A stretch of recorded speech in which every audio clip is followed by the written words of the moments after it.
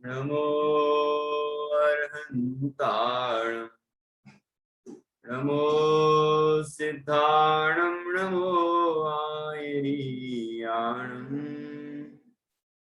नमो अध्यायाणं नमो लोये सव्यसाहुणम्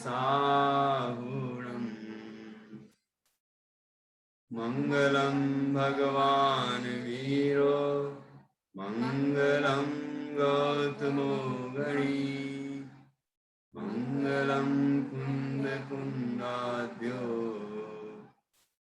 जैन धर्मोस्तु मंगलम सर्वमंगल मांगल्यम सर्वकल्याणकारकम् प्रधानं सर्वधर्माणां जैनं जयतु शासनं जैनं जयतु शासनम्।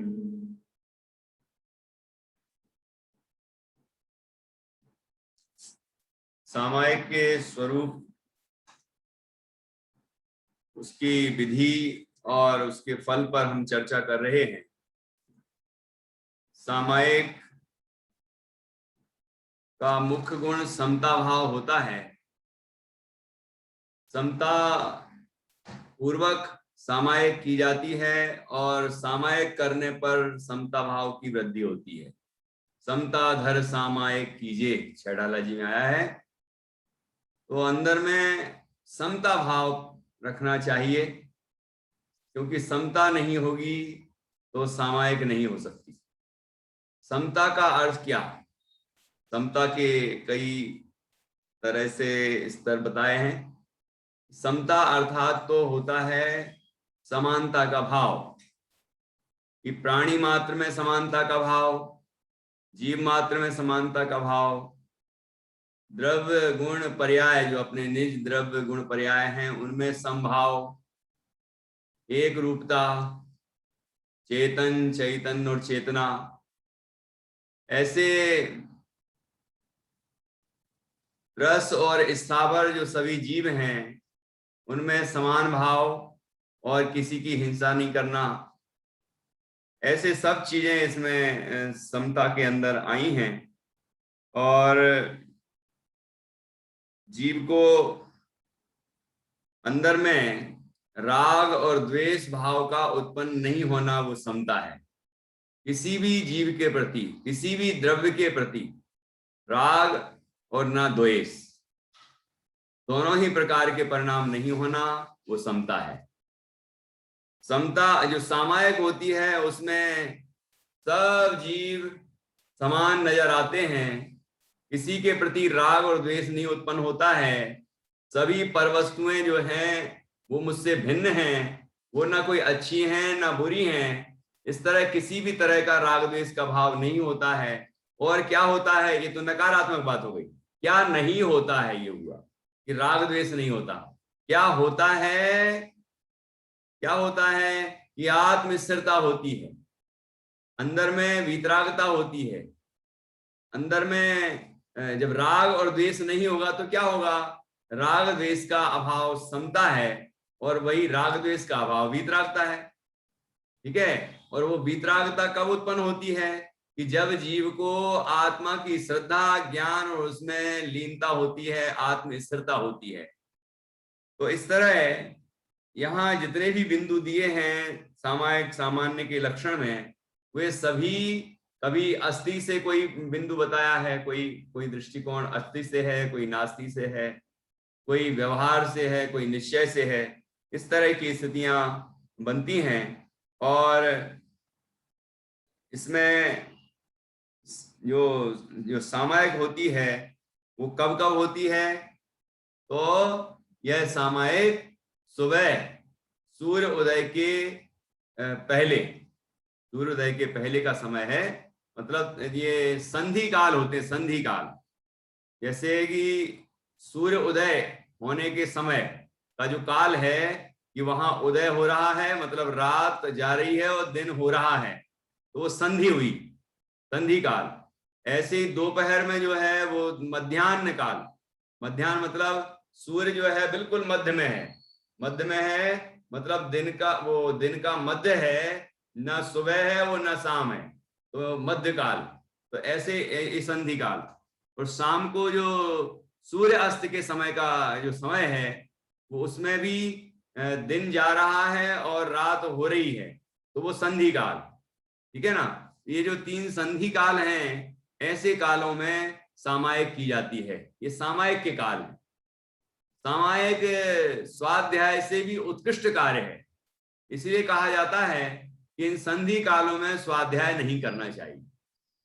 जब स्वाध्याय का निषेध है तो और पाप कार्यों का तो फिर निषेध है ही, स्वाध्याय तो धर्म कार्य है, लेकिन स्वाध्याय से भी उत्तम कार्य है सामायिक, क्योंकि सामायिक में स्वाध्याय का प्रयोग होता है, समता भाव जागृत होता है, वितरागता प्रकट होती है, आनंद प्रकट होता है, वो प्रयोग का काल है। और ऐसे काल में यदि हम उससे जो निम्न कार्य है वो करेंगे तो वो अनुचित माना जाएगा। तो अशुभ कार्य तो कोई करना ही नहीं है सामायिक के काल में, ठीक है ना, बल्कि यहाँ तो स्वाध्याय का भी इन संधि कालों में निषेध है। तो इन संधि कालों में सामायिक की जाती है, ठीक है ना। सुबह सूर्य अस्त के सूर्य उदय के आगे पीछे का जो समय है वो संधि काल, दोपहर में सूर्य मध्य में होता है उस समय का जो आगे पीछे का समय है वो, और शाम का जो सूर्य अस्त का समय है उसके आगे पीछे का जो समय है वो, मतलब इन समयों में अंतर मुहूर्त पहले और अंतर मुहूर्त बाद का काल। अंतर मुहूर्त मतलब 48 मिनट में एक समय कम, तो ऐसा मतलब अपन लगभग 48 मिनट पकड़ लें, तो ये जो पहले और बाद का काल है वह संधि काल है, ठीक है, इन तीनों समयों में। तो इन समयों में सामायिक की जाती है। तो अब देखो अंतर मुहूर्त हुआ 48 मिनट का, मुहूर्त होता है 48 मिनट का, लेकिन उसमें एक समय कम कर दें, तो मुहूर्त 48 मिनट का हुआ और 24 मिनट की कहलाती है घड़ी। घड़ी मतलब ये घड़ी नहीं है ना जो घड़ी अपन देखते हैं, घड़ी इस समय की संख्या है ना। जैन दर्शन में, जैन गणित में ये समय की इस तरह की संख्या है। जैसे ये जो हम पढ़ते हैं ये अंग्रेजी है ना, घंटा जो सेकेंड है, मिनट है, ये अंग्रेजी शब्द हैं। तो यहाँ पर हमारे यहाँ घड़ी 24 मिनट की घड़ी होती है, तो 2 घड़ी की सामायिक, 4 घड़ी की सामायिक, इस तरह सामायिक के समय होते हैं। जो जैसा साधक होता है उस तरह का समय वो सामायिक में लगाता है। तो तीनों ही संध्याओं में या पक्ष और मास के मध्य संधि दिनों में या अपने इच्छित समय में बाह्य और अंतरंग समस्त पदार्थों में कसाय का निरोध करना सामायिक है। ये अपने इच्छित समय में, मतलब ये तो उत्तम काल है ही, तो इन कालों में तो सामायिक करने चाहिए। इनके अलावा हम कभी भी सामायिक कर सकते हैं। सामायिक ऐसा उत्तम कार्य है कि जिसका कहीं निषेध नहीं है। देखो स्वाध्याय का तो फिर भी संधि कालों में निषेध है, और जो भूकंप आदि आ रहे हों या फिर उत्पात मच रहे हों या ऐसे कोई काल हो ना, तो उनमें स्वाध्याय का तो कदाचित निषेध हो जाएगा। सूतक पातक होते हैं तो कहेंगे कि भाई छूना नहीं है ना, ग्रंथ नहीं छूना, लेकिन सामायिक के लिए किसी भी काल में निषेध नहीं। मुनिराज का तो जीवन ही सामायिक में होता है। जो त्यागी गृहस्थ होते हैं, व्रती गृहस्थ होते हैं, वो 3 समय तो सामायिक करते ही हैं। कोई 2 समय का नियम होता है, लेकिन इसके अलावा भी समय में सामायिक करते हैं। तो सामायिक जो है वो उत्तम कार्य है और इसे कभी भी किया जा सकता है, किसी भी काल में किया जा सकता है, इसलिए इसमें कहीं कोई निषेध नहीं है। तो हमें सामायिक करना चाहिए। अब यहाँ पर हम विचार करते हैं आज कि द्रव्य, क्षेत्र, काल और भाव, ये 4 चीजें, द्रव्य, क्षेत्र, काल और भाव। तो द्रव्य सामायिक, क्षेत्र सामायिक, काल सामायिक और भाव सामायिक, ये 4 बिंदुओं पर अभी अपन चर्चा करते हैं, ठीक है। इस तरह सामायिक को हम 4 तरह से देख सकते हैं, और तो द्रव्य सामायिक, क्षेत्र सामायिक, काल सामायिक और भाव सामायिक के भेद से सामायिक 4 प्रकार का। उनमें से सचित्त और अचित्त द्रव्यों में राग द्वेष का निरोध करना द्रव्य सामायिक। देखो द्रव्य सामायिक में क्या लिया, द्रव्य लिए। कौन से द्रव्य? सचित्त और अचित्त। सचित्त कौन होते हैं? सचित्त द्रव्य कौन से होते हैं? सचित्त, हाँ बताइए सोनू भैया, सचित्त कौन से होते हैं? हाँ हाँ, जिसमें चेतनता होती है। क्या बात है, बहुत बढ़िया। जिसमें चेतनता होती है वो अचित्त जी है। नहीं, जिसको सचित। अच्छा अच्छा अच्छा अच्छा, ठीक है, बहुत अच्छा। और जिसमें वो नहीं होती वो अचित। बहुत अच्छा। तो जैसे उदाहरण, ये जो आप टी शर्ट पहने हैं ये सचित्त है कि अचित्त है? अचित है ये। अचित्त है। और शरीर हमारा बालक सचित है। है? हमारा बालक सचित है। क्या बात है, हमारा बालिक सचित्त है। और ये जो वस्त्र है, मकान है, धन संपदा है, ये अचित्त है। बहुत अच्छा। तो सचित्त और अचित्त पदार्थों में, ठीक है, क्या नहीं करना? राग और द्वेष नहीं करना। वो क्या है? द्रव्य सामायिक। देखना ध्यान से सुनना, द्रव्य क्या? द्रव्य देखो, जीव द्रव्य, पुद्गल द्रव्य होते ना। तो द्रव्य सामायिक क्या दिया है यहाँ पर? ये अकेला जीव और पुद्गल नहीं लेके, ये जैसे स्त्री पुत्र मकान जायदाद, सॉरी, स्त्री पुत्र परिवार कुटुंब, ये जो जीव प्राणी है ना, इनको लिया सचित्त में। और धन संपदा वैभव मकान जायदाद ये सारी चीजें ली अचित्त में। तो ये द्रव्य है ना।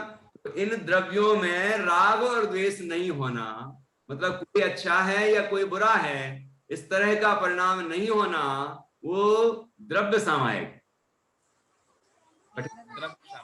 जब अपन कोई शब्द पहली बार सुनते हैं वैसा लगता है, कठिन सा लगता है कि क्या कह रहे हैं। द्रव्य सामायिक, क्षेत्र सामायिक, काल सामायिक, भाव सामायिक। अब सामायिक के 4 भेद हो गए, ये क्या है? ये तो इतना सरल है कि नहीं?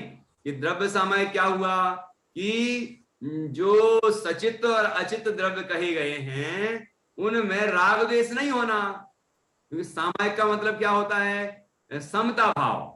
और समता का अर्थ क्या होता है? ना किसी से राग और ना किसी से द्वेष। तो राग द्वेष का अभाव वो सामायिक है, समता है, ठीक है, वो सामायिक का लक्षण है।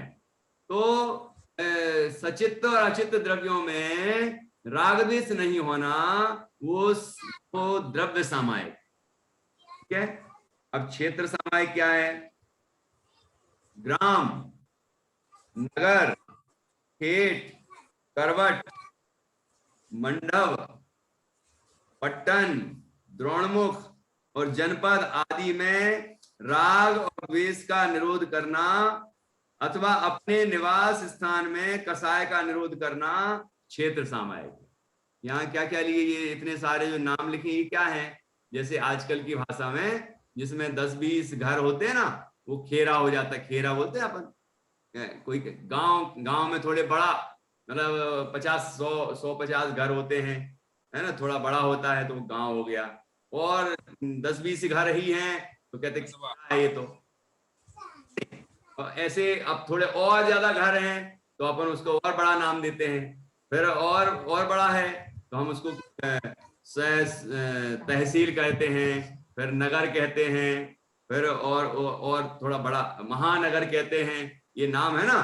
कुल मिला के ये सब जो नाम हैं ये घरों की या जनसंख्या की संख्या के आधार पर ऐसे नाम पड़ते हैं। तो इनमें शहर है कि गांव है, कि मेरा गांव है, कि तेरा गांव है, किसी का गांव है, छोटा गांव है कि बड़ा गांव है ना, उनमें किसी तरह का राग द्वेष नहीं होना। देखो ये सामायिक है। तो अब ऐसा होता है क्या अपने मन में? बोलो सोनू भैया, होता है क्या अपने अंदर? कोई छोटा गांव है, कोई बड़ा गांव है, तो राग द्वेष होता है कि नहीं होता? नहीं, राग द्वेष होता है। हाँ, ऐसे होता है कि अपन छोटे गांव में पहुंचे तो अरे यार गांव में पहुंच गए, शहर में पहुंचे अरे यार शहर में आ गए, यहाँ बहुत अच्छी चीज मिलेंगी। कितनी बढ़िया बात समझी आपने, बहुत अच्छा। ना अपनी भाषा में। तो अब यही कह रहे हैं आचार्य कि उसमें भी समता रखना, मतलब राग द्वेष नहीं होना। देखो ये बात होती है हमारे साथ कि कोई अभी विदेश में रह रहा हो तो कहता मैं अमेरिका में रहता हूँ, लंदन में रहता हूँ, मैं जापान में रहता हूँ, कि मैं फॉरेन में रहता हूँ, अब्रॉड में रहता हूँ, तो वो तो सांस मारता ही है और हमें भी लगता है कोई इंपोर्टेड आदमी, इंपोर्टेंट नहीं, इंपोर्टेड। जैसे कोई चीज विदेश से आई हो तो हम क्या कहते हैं, इंपोर्टेड है, इंपोर्ट की गई है, मतलब बाहर से आई है ना, वो इंपोर्टेड ही इंपोर्टेंट लगती है।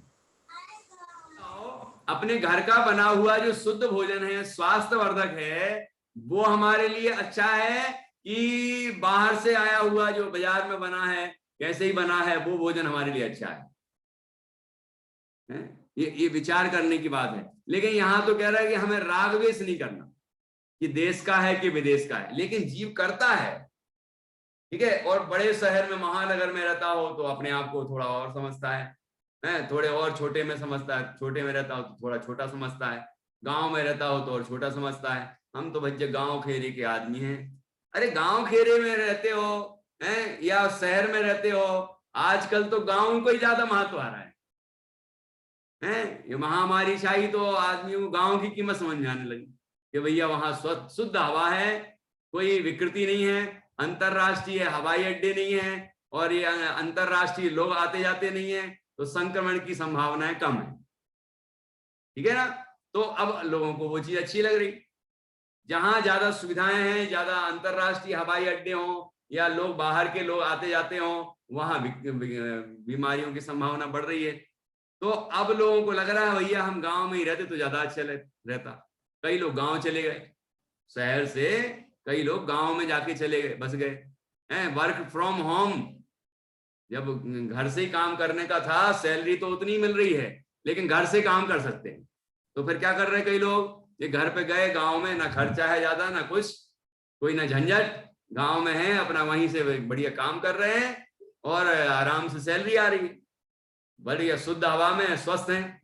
तो कहने का तात्पर्य कि वास्तव में देखा जाए तो स्वास्थ्य की दृष्टि से या और भी अनेक दृष्टियों से समझ में आ रहा है कि गांव वगैरह जो है वो सब स्वास्थ्य कर हैं, अच्छे हैं। अब धीरे धीरे गांव में ही विकृति आती जा रही, ये टीवी आ गई और उसमें सारी संस्कृतियां दुनिया भर की उसमें आती हैं, ठीक है। ये लोगों को दिखावा का भाव आ गया, जरूरत है कि नहीं है लेकिन होना, एसी होना, कूलर होना है, वो फ्रिज होना और दुनिया भर की चीजें होना चाहिए, तो आदमी स्टेटस वाला कहलाता है, बड़ा आदमी कहलाता है। इस तरह के इसके अंदर भाव आ गए, है ना। देख देख के टीवियों में स्टेटस देखते रहते हैं ना, तो ये सब चीजें देख देख के इसको महत्व आता है। गाड़ी है, अब हम देखते हैं ये 4 व्हीलर लेके आ जाते हैं लोग, खरीद लेते हैं, अब वो रखी रहती है, बहुत कम लोग होंगे जिनके घर में पार्किंग होगी, वो ज्यादातर कहाँ रखते हैं, रोड पे रख दी, किसी की खाली प्लॉट पे रख दी, कहीं भी रख दी, तो जो जो चाहे आता है भैया हटाओ यहां से, या कुत्ता आता है वो गंदगी कर देता है। अब बताओ 4 व्हीलर खरीद ली इतनी महंगी, जरूरत है नहीं, महीने में मुश्किल से फैमिली को एक आध बार कभी जाना भी पड़ जाए घूमने फिरने, तो ये इसके लिए 4 व्हीलर खरीदेंगे। लेकिन नहीं, स्टेटस भाई, ऐसा लगता है कि अच्छा भैया, वो गांव में ऐसे बोलते हैं, वो जहां वो वाली गाड़ी रखी रहती, जीप रखी रहती है ना, वो घर है हमारा, उसको शान ऐसा लगता है, वाह बड़ी शान वाले आदमी। तो ये सब चीजें जो हैं ये राग द्वेष के परिणाम है, और ये राग द्वेष के परिणाम हैं, तो ये सब असमता भाव है। और समता भाव कैसे पैदा होता है, समता भाव में क्या होता है कि इसमें कोई राग द्वेष नहीं, कि गांव में है कि शहर में है, कि बड़ा शहर है कि छोटा है, कि देश में है कि विदेश में है, इससे हमें कोई छोटा बड़ा अनुभव नहीं करना चाहिए। हमें तो ये समझना चाहिए मैं तो अपने स्वक्षेत्र में हूं, आत्मा कहाँ है, यही है कि नहीं है। अब शहर में रहे तो भी यही है, गांव में रहे तो भी यही है, विदेश में रहे तो भी यही है, और देश में रहे तो भी यही है। आत्मा निकल के कहाँ कोई चौड़ा हो जाता है क्या? कहीं कहीं जाके चौड़ा हो जाता हो, कहीं जाके सकरा हो जाता होगा, है कहीं जाके कुछ और हो जाता हो, लंबा चौड़ा हो जाता हो, ऐसा होता है क्या? नहीं, हम तो उतने के उतने रहते हैं। तो हमें क्या जरूरत है कि दुनिया जो है वो बाहर में ज्यादा घर है कि कम घर है, ज्यादा महंगी जगह है कि कम महंगी जगह है? ये जीव जो इस तरह के मिथ्या कल्पनाएं करता है क्षेत्र संबंधी, ये मिथ्या कल्पनाएं, ये असमता भाव हैं।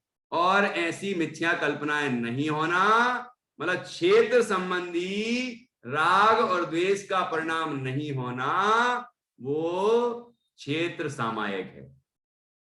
क्षेत्र द्रव्य सामायिक, क्षेत्र सामायिक, काल सामायिक और भाव सामायिक। ये सामायिक के 4 भेद बताए।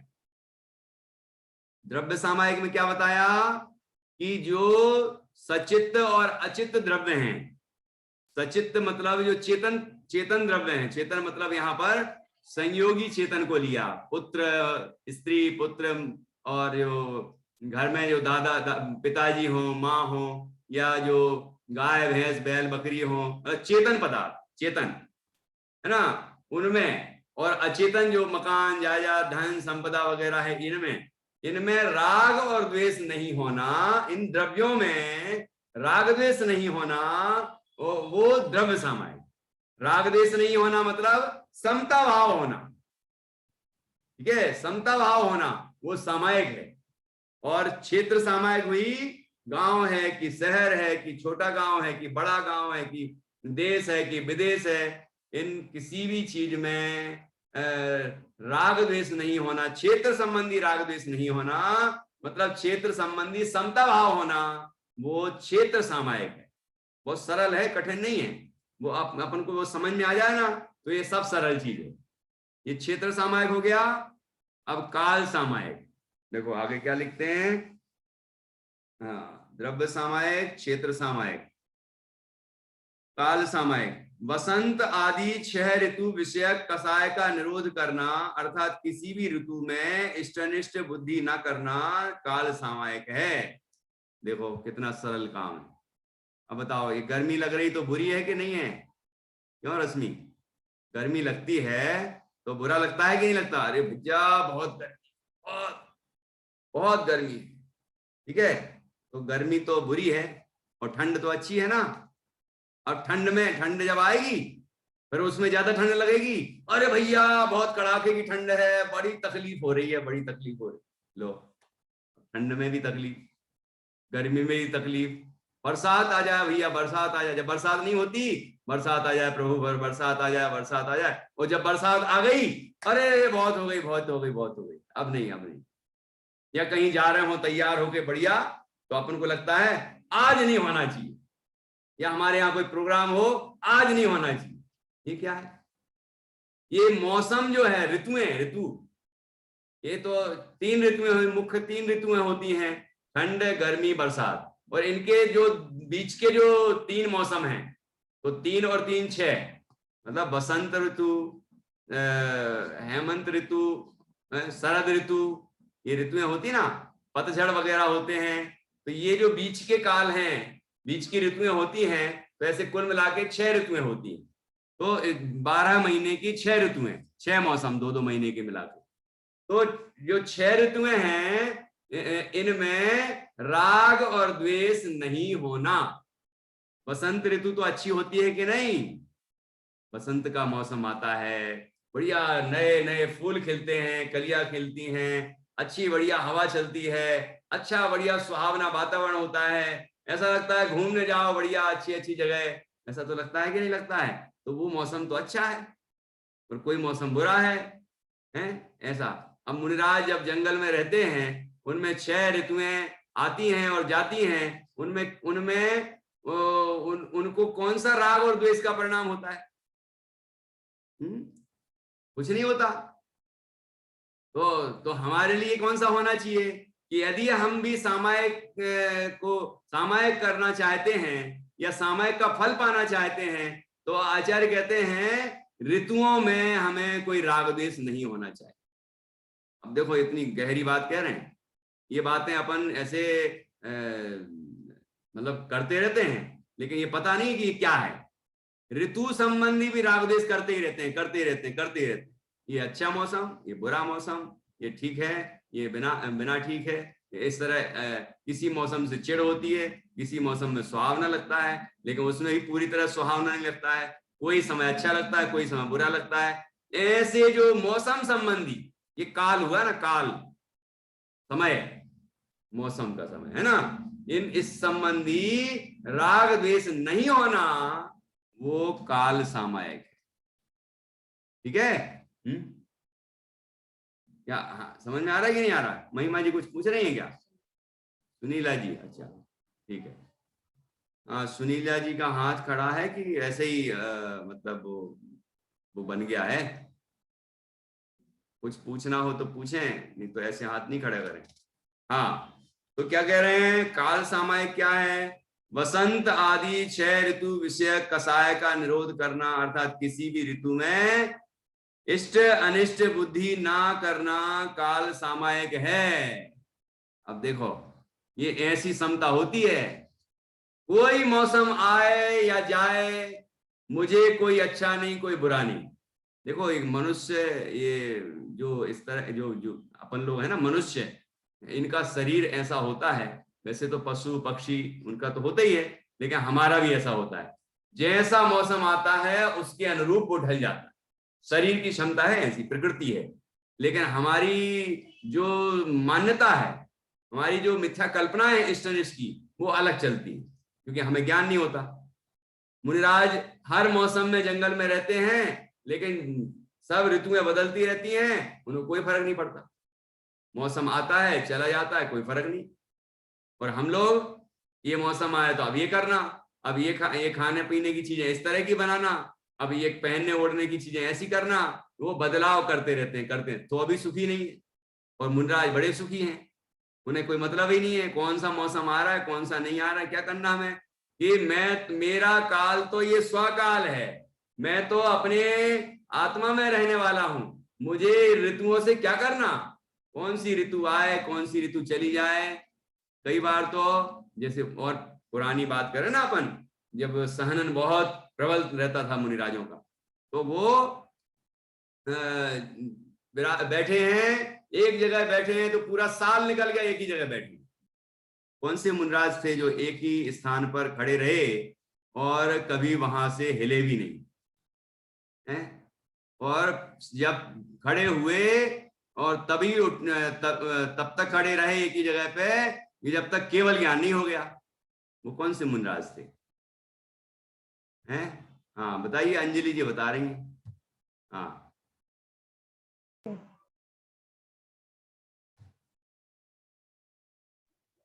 बाहुबली।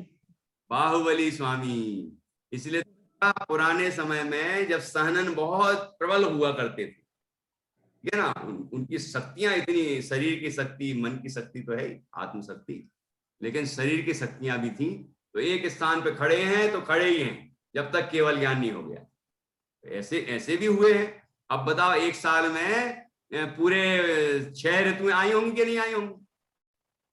सारे 6 साल मौसम खड़े, होंगे नहीं, आके आ चुके होंगे, सब आ गए। 6 साल खड़े रहे। पड़ा क्या कि अब ये ठंड लग 6 रही महीने, है, अब ये गर्मी आ रही है, एक अब ये साल में बरसात आ 6 रही है, अब ऋतुएं ये आ आई रहा हैं, है? क्योंकि ऐसा कुछ 6 होता साल है क्या? खड़े रहे। नहीं,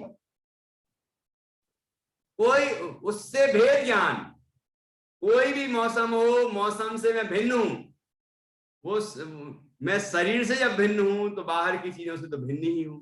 और अपने आत्मा में तल्लीन रहे और केवल ज्ञान हो गया,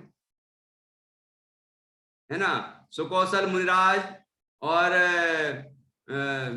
उनके पिताजी कीर्तिधर मुनिराज, ये दोनों ही पिता पुत्र ये मुनिराज हो गए थे। पहले पिताजी हुए, फिर पुत्र हो गए, ये दोनों ही मुनि बन गए। तो ये मुनिराज जब साधना करते थे उसका वर्णन पद्म पुराण जी में किया है।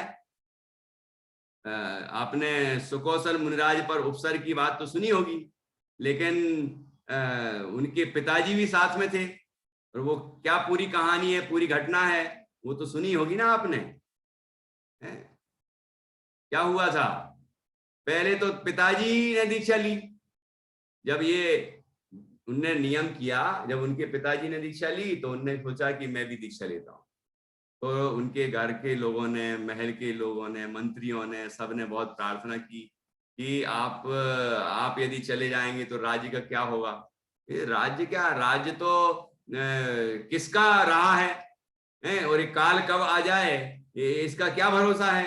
इसलिए आयु कब पूरी हो जाए, जब तक पूरी हो उसके पहले ही मैं काल को जीत लूं मतलब ऐसी अवस्था पालूं कि जिसके बाद मृत्यु होती ही नहीं, जन्म भी नहीं होता, मरण भी नहीं होता। इस भाव में तो वो शरीर छूटेगा तो मृत्यु कहलाएगी, लेकिन मृत्यु संबंधी तकलीफ नहीं होगी। तो जन्म मरण पर विजय पालेंगे कि जब तक आयु पूरी हो उसके पहले मोक्ष हो जाए, मोक्ष के लिए प्रयत्न हो जाए। तो उन्होंने काफी कहा, लेकिन सबने बहुत निवेदन किया। तो उन्होंने कीर्तिधर ने, राजा कीर्तिधर ने ये नियम किया कि जब मैं अपने पुत्र का मुख देख लूंगा तो उसको राजा बना के मैं दीक्षा ले लूंगा। ये तो पता ही होगा ना आपको, है। फिर क्या हुआ कि राजा कीर्तिधर के सुकौशल नाम के पुत्र हो गए, लेकिन उनको बताया नहीं गया, रानी ने बताया नहीं, क्योंकि पता चल जाएगा तो ये दीक्षा ले लेंगे। तो कई दिनों तक बताया ही नहीं। फिर एक दिन उनको पता चल गया तो वो बड़े, जिस व्यक्ति ने मैं तो सोचता रह गया जब कहानी पढ़ी तो ऐसा लगा कि कैसी उदारता, कैसी ऐसी भावना होती है कि जैसे ही जिस दरिद्र आदमी ने, कोई गरीब सेवक होगा, उसने राजा को बता दिया कि आपके पुत्र हो चुका है और इतने दिन हो गए हैं, है ना, लेकिन आपसे छिपा के रखा गया है ना, आप तो पिता बन चुके हैं। तो राजा को इतनी खुशी हुई कि उसको कितने ही सारे गांव दिए, अपने हार वगैरह उतार के दे दिए, बहुत सारा धन दिया उसको। मैंने सोचा यार इतना सारा दे देते हैं यार। फिर एकदम विचार आया कि जो पूरा छोड़ने वाला हो, जो अभी अभी थोड़ी देर, जो जिसको पूरा छोड़ने की भावना हो, ये सारा महल, सारा धन, सारा संपदा, सारा वैभव जो छोड़ के, है ना, छोड़ के जाने वाला हो, वो उसको ऐसी भावना आएगी, अरे यार ये गरीब आदमी है, इसको काय को ज्यादा दो, ठीक है थोड़ा सा दे देते हैं नाम। अरे ये लो ये लो ये लो, तुमने महान उपकार किया मेरे ऊपर, तुमने मुझे बताया कि मेरे पुत्र हो गया है, ये तो तुमने महान उपकार किया है, इतने गांव तुम्हें दिए, इतना धन तुम्हें दिया, इतनी खुशी। और जैसे पुत्र को देखा उसका राज तलक किया और कीर्तिधर ने दीक्षा ले ली, कीर्तिधर मुनिराज बन गए। अब ऐसा पुत्र के साथ नियोग था कि जब पुत्र मतलब सुकौशल जब पिताजी को देख लेंगे मुनि अवस्था में, तो जब देखेंगे तभी दीक्षा ले लेंगे। अब उनकी मां को चिंता हुई, मतलब कीर्तिधर की पत्नी को, कि अब पिताजी वो पति देव तो चले गए, दीक्षा ले ली, अब पुत्र को ही बचा लें। तो उनने क्या किया कि गांव में, मतलब पूरे शहर में कोई मुनि ही नहीं आ सकते, क्योंकि मुनि को देख लेगा ये तो दीक्षा ले लेगा। ऐसे ऐसे मोही जीव इस तरह के उपाय करते हैं, ठीक है। लेकिन एक दिन देख ही लिया कीर्तिधर मुनिराज को, और सब छोड़ छाड़ के, अभी तो जब जाते थे तो पैर में वो जो भी जूते पहनते होंगे उस जमाने में जो बनते होंगे, सब कुछ पहन के बढ़िया कपड़े और सब सज धज के जाते थे। अभी तो जैसे ही देखा और वैसे ही जैसे थे वैसे चल दिए, पैर में जूते भी नहीं।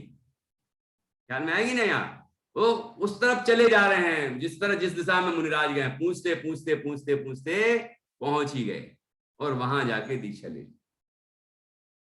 सुकौशल भी मुनिराज बन गए, ठीक है, दोनों मुनि हो गए, पिता और पुत्र दोनों मुनि हो गए। अब वो जो इनकी कीर्तिधर मुनिराज जो थे गृहस्थ अवस्था में, उनकी जो पत्नी और सुकौशल मुनिराज की जो माँ है ना, वो महादेवी नाम था, नहीं सहदेवी।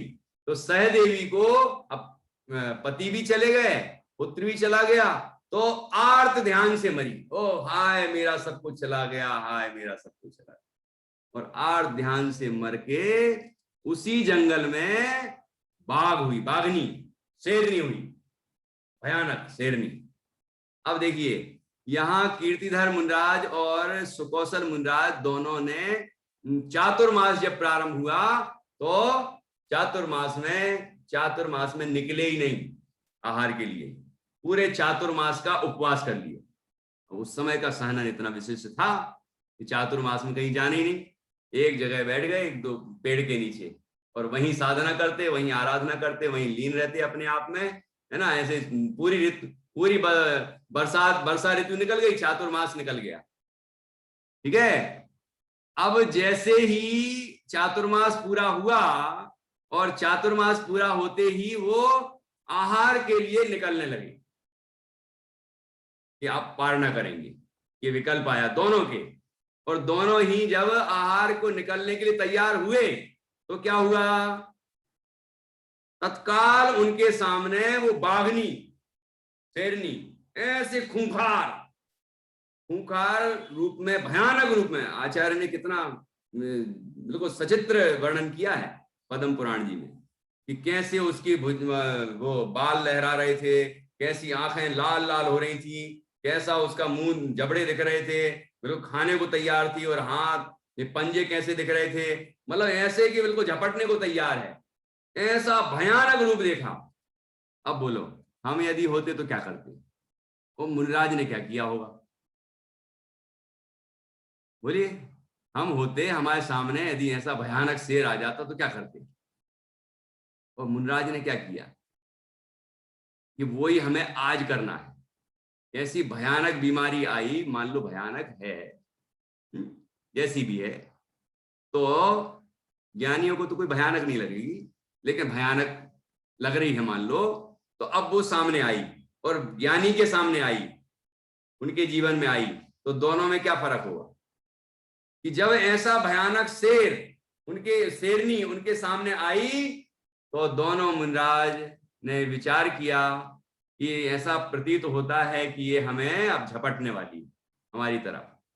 तो उनने प्रतिज्ञा की कि यदि जीवन बचा तो ही आहार जल ग्रहण करेंगे और नहीं तो आहार जल का त्याग, और बिल्कुल फिर से लीन हो गए। उसको जो कार्य करना है उसको करने दो, और मुझे जो कार्य करना है मैं तो कर लूं अपना कार्य। देह छूटने के पहले अपना कार्य करना है कि नहीं करना है, मोक्ष जाना है कि नहीं जाना है, जो हमारा जिस कार्य के लिए हमने दीक्षा ली वो कार्य करना है कि नहीं करना है। तो ऐसा विचार किया उनने और फिर अपने स्वरूप में तल्लीन हो गए दोनों मुनिराज। वो बाघनी सीधी सुकौशल पर झपटी, सुकौशल मुनिराज, और ऐसी झपटी बिल्कुल पहले तो इधर यहां से फाड़ना शुरू किया, फिर नीचे से फाड़ना शुरू किया, पैरों की तरफ से ऐसी चीर फाड़ मचा दी। और मुनिराज तो अपने में तल्लीन होते गए। उन्हें खबर ही नहीं है, क्योंकि आत्मा इतना भिन्न है शरीर से, ये बिल्कुल पूरा भिन्न है। क्षेत्र की अपेक्षा कहा जाएगा कि एक क्षेत्र में रहता है, बाकी दो द्रव्य बिल्कुल अलग हैं, और आत्मा में दांत घुस ही नहीं सकते।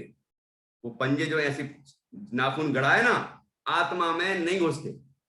क्षेत्र एक होने पर भी आत्मा भिन्न द्रव्य है और शरीर भिन्न द्रव्य है। आत्मा अपने में लीन रहे तो उसे पता भी नहीं चलेगा कुछ हुआ है। इतना जैसे आकाश है, आकाश है ना, सब जगह आकाश है कि नहीं है, ये वही आकाश होता है ऊपर, है ना। जैन दर्शन की चर्चा कर रहे हैं अपन। आकाश कौन सा द्रव्य होता है जो सबको अवगाहन देने में निमित्त हो। वो कहाँ कहाँ होता है, यहाँ है कि नहीं है, यहाँ अपन बैठे हैं, क्यों शाश्वत, यहाँ भी आकाश है कि नहीं है, यहाँ भी है, आपके घर में भी है कि नहीं है आकाश, है कि वही वो आसमान, वो तो जो रंग रूप दिख रहा है ना नीला नीला, वो तो ये बादल है, वो पुद्गल की रचना है, वो पुद्गल की रचना पुद्गल है। आकाश तो वो है जो सर्वत्र है और सब द्रव्यों को रहने के लिए स्थान देता है, ठीक है। तो आकाश में तलवार मारो, ऐसे तलवार मारो तो कितनी जोर से लगेगी उसको, क्या होगा, आकाश का क्या होगा। आकाश आदि की भांति वस्तु विशेष है आत्मा, कहाँ लिखा है, समय सार जी की 73वीं गाथा में। तो आत्मा भी वैसा द्रव्य है कि कितने कोई काट ले ऐसा तो तलवार आत्मा में से निकलेगी कि नहीं निकलेगी? आत्मा में से निकलेगी, नहीं ऐसे ही आत्मा में से निकल जाएगी काट के। विचार करना, या आत्मा को छूती भी नहीं। वो दांत गड़ रहे हैं शरीर में, मुनराज लीन है अपने में है, और मुनराज ऐसे तल्लीन हुए कि उनको केवल ज्ञान हो गया। जैसे ही केवल ज्ञान होता है वैसे ही शरीर की रचना भी वापस ज्यों की त्यों हो जाती है। ध्यान रखना, उसके लिए उनने कुछ नहीं किया कि वो दांत गड़ गए तो शरीर खराब हो गया, कि ये छिल गया, कि कट गया, कि ऐसा हो गया, कि वैसा हो गया। होने दो, शरीर का काम शरीर करेगा। और अपने आप वो जैसे इस तरह के पुण्य कर्मों का उदय आता है, नाम कर्म की पुण्य प्रकृतियों का उदय आता है, और सहज में शरीर अत्यंत सुंदर समचतुरस्र संस्थान वाला हो जाता है। तो वैसे ही हुआ। और यहाँ कीर्तिधर मुनराज भी अपने में तल्लीन थे। उनने क्या किया कि उनने क्या किया कि ये करो ना, हाँ, कीर्तिधर मुनराज ने क्या किया कि उस शेरनी को संबोधित किया। उनको ऐसा भाव आया कि वो भी खा पी के मतलब काटा कूटी करके और वहीं बैठ गए। तो मुनराज को विकल्प आया। मुनराज ने क्या किया,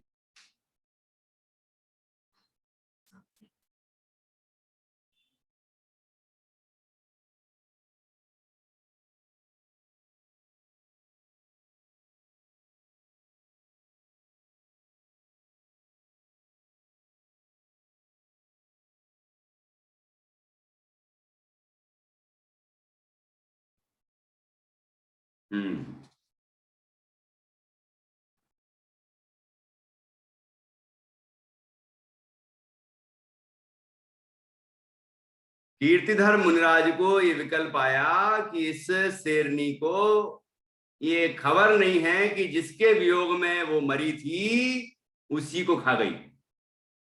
वो उनका पुत्र था। वो शेरनी उनकी ही पूर्व जन्म की मां थी। मतलब वो शेरनी का पूर्व जन्म, कि वो सहदेवी जो आर्त ध्यान करके मरी थी पुत्र के वियोग में, वो वियोग में मरी और मर के शेरनी हुई उसी जंगल में, और उन्हीं मुनराज को खा गई, अपने पुत्र को। जैसे ही कीर्तिधर मुनराज ने उसको इस तरह संबोधित किया, उसे जाति स्मरण ज्ञान हो गया, पूर्व जन्म का ज्ञान हो गया, और ज्ञान होने पर उसे भी वैराग की प्राप्ति हुई, और वह बड़े शांत भाव को प्राप्त हुई शेरनी। फिर कीर्तिधर मुनराज ने भी अपने स्वरूप में स्थिरता की और उनको भी केवल ज्ञान हो गया।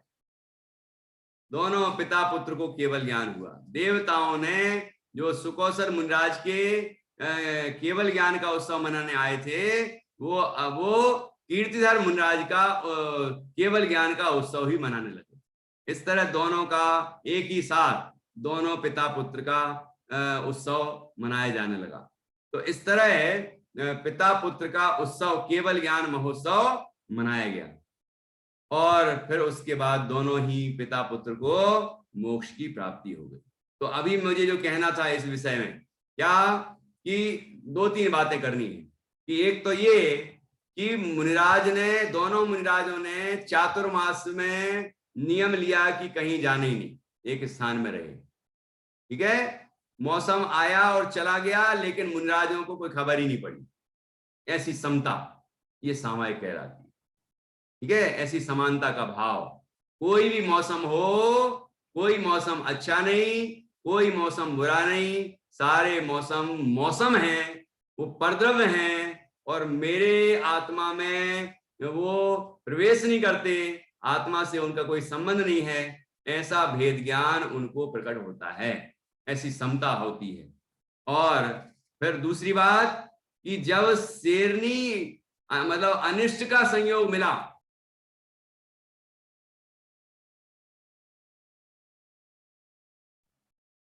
ऐसा जानकर भेद ज्ञान किया और अपने आत्मा में और तल्लीन हो गए, है ना। इस तरह की स्थिति हुई।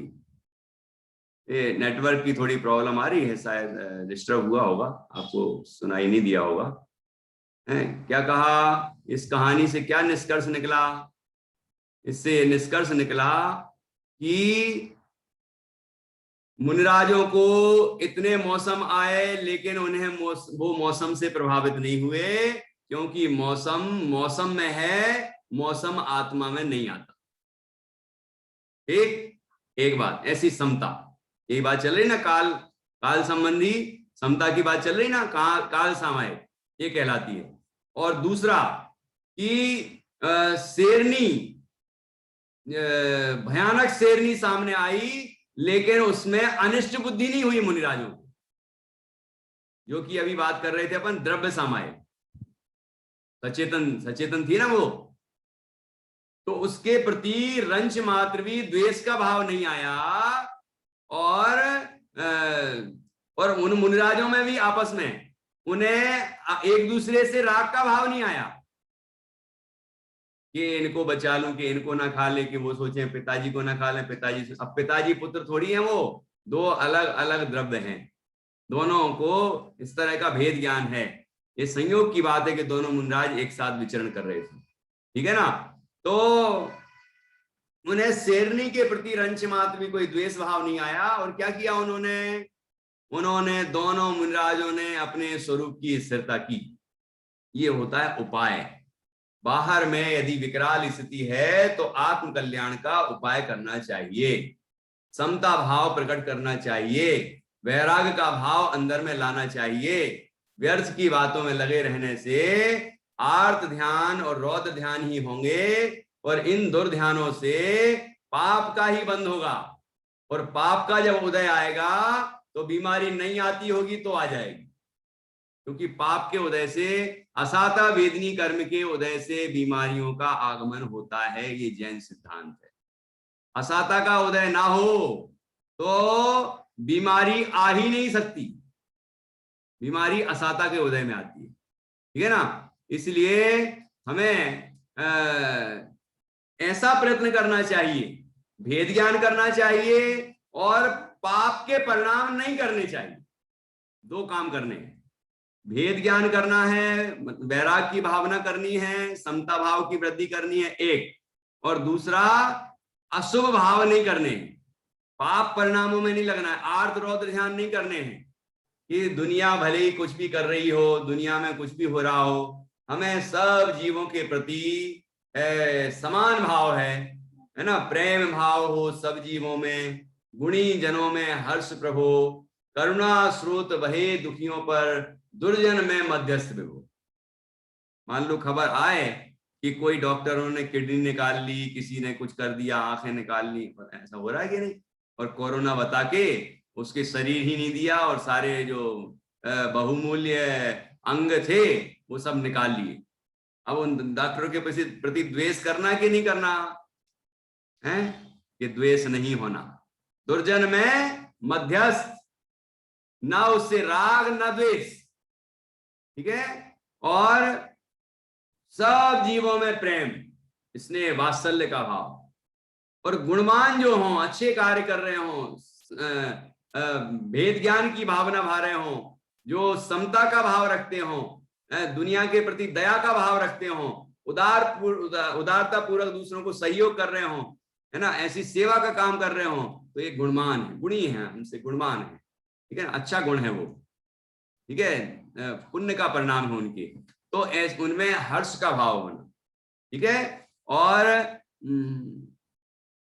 और जो दीन दुखी हैं, बीमार हैं, तकलीफ में हैं, महामारी से पीड़ित हैं या और कोई बीमारी से पीड़ित हैं, तो उनके प्रति भी द्वेष नहीं आना चाहिए, करुणा, दया, करुणा भाव होना चाहिए, दया का भाव होना चाहिए। ओहो, ऐसा है ना, और ऐसा विचार करके ये सब करुणा करके करुणा ही करते रहना, या ये विचार करना कि ऐसा समय हमारे ऊपर भी आ सकता है, आ सकता है कि नहीं आ सकता है। ये पर्याय छूटने के पहले हमें पर्याय दृष्टि छोड़ना है। इस शरीर में बीमारी हो उसके पहले शरीर से अपनापन छोड़ना है, भेद ज्ञान करना है, वैराग्य प्रकट करना है, ये कार्य हमें करना चाहिए। बाहर में जो जो हो रहा है उसको ही जानते रहें, उसको ही घोंपते रहें, उसकी घोंटते रहें अंदर में, ये अशुभ परिणाम, और ऐसे अशुभ परिणामों से पाप का ही बंध होता है, और पाप का उदय आने पर बीमारियां होती ही हैं। इसलिए वर्तमान काल ऐसा है, यदि हमें उन बीमारियों से डर लगता हो या नहीं करनी हो तो हमें भेद ज्ञान करना चाहिए, वैराग की भावना करनी चाहिए और सद्भाव उत्पन्न करने चाहिए। मतलब ऐसे भाव जिससे पाप ना हो, कम से कम पाप नहीं होगा। तो दो भाव हो सकते हैं, या तो स्वरूप का आश्रय होने पर शुद्ध भाव होगा, वीतराग भाव होगा, या फिर पुण्य भाव होगा। तो पाप से तो पहले बचना है, तो आर्त ध्यान और रौद्र ध्यान से पहले बचे। दुनिया भर के व्यर्थ के विकल्पों से कोई लाभ नहीं है। कहाँ क्या हो रहा है, किसका क्या हो रहा है, ये इसलिए नहीं देखता कि किसका क्या हो रहा है, इसलिए देखता है कि मेरा ना हो जाए। तो इसके भावना अलग है। ये नहीं सोचता है कि किसी और को क्या हो सकता है, लेकिन ये सोचता है कि मुझे ना हो जाए। तो इस तरह हमारे मन में समता का भाव जागृत होना चाहिए, वही सामायिक है। तो अपन ने कौन कौन सी सामायिक के भेदों की चर्चा की? पहला द्रव्य सामायिक, दूसरा क्षेत्र सामायिक, तीसरा काल सामायिक, और चौथा है भाव सामायिक। उतनी और चर्चा कर लेते हैं, फिर आज का समय हो जाएगा, है ना। भाव सामायिक क्या है? कि जिसने समस्त कसायों का निरोध कर दिया है तथा मिथ्यात्व का वमन कर दिया है, और जो नयों में निपुण है, ऐसे पुरुष को बाधा रहित और अस्खलित जो 6 द्रव्य विषय ज्ञान होता है, वह भाव सामायिक है। भाव सामायिक क्या है? वस्तु के स्वरूप का भाव भाषण होना, वस्तु के स्वरूप का ज्ञान होना, 6 द्रव्यों का ज्ञान, 6 द्रव्यों के ज्ञान पूर्वक उनमें स्व पर का भेद ज्ञान, कौन सा द्रव्य पर है, कौन सा द्रव्य स्व है, और पर में परपना और स्व में स्वपना, पर भाव में परभावपना, स्वभाव में स्वभावपना, और अपने भाव में अपनापन, अपने स्वभाव में अपनापन, इस तरह का जीव के भाव होता है। तो भाव सामायिक है ना, ये मुख्य है। ठीक है, तो इसमें लिखा कि जिसने समस्त कसायों का निरोध कर दिया है, मतलब कसाएं अब जिसके उत्पन्न होना बंद हो गई। तो कब होती हैं? जब जीव अपने स्वरूप में लीन होता है। अपने स्वरूप में लीन होता है तो न राग होता है न द्वेष होता है। जब पर पदार्थों में अच्छा बुरा देखता है, पर दृष्टि करता है, देह दृष्टि करता है, तो राग द्वेष उत्पन्न होते हैं, कसाएं उत्पन्न होती है। और जब आत्मदृष्टि पैदा होती है तो कसाएं उत्पन्न होना बंद हो जाती है। ख्याल में आया कि नहीं आया? तो यहां कहते हैं जिसने समस्त कसायों का निरोध कर दिया है तथा मिथ्यात्व का वमन कर दिया है। वमन किसका करना? वमन मतलब उल्टी, विकारों का वमन होता है। विकार जो निकल जाता है ना, विकार के विकार निकल गया, ऐसे ही वमन किसका करना? मिथ्यात्व का वमन, उल्टी मान्यता का वमन।